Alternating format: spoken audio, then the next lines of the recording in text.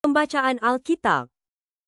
Kisah Para Rasul bab 1 ayat 8 dan bab 2 ayat 38.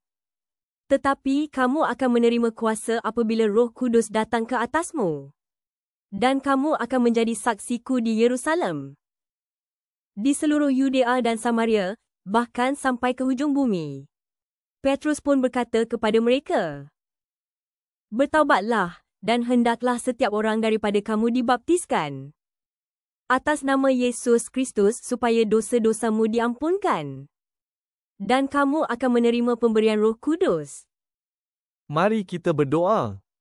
Bapa kami yang ada di syurga, kami berdoa agar kami, keluarga kami, pastor kami dan jodoh anak kami bertaubat dan dibaptiskan dalam nama Yesus Kristus untuk menerima pengampunan dosa.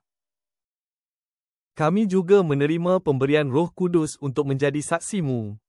Bersihkan kami dari segala kutukan dan beri kami semua badan yang sihat. Dalam nama Yesus kami berdoa. Amin.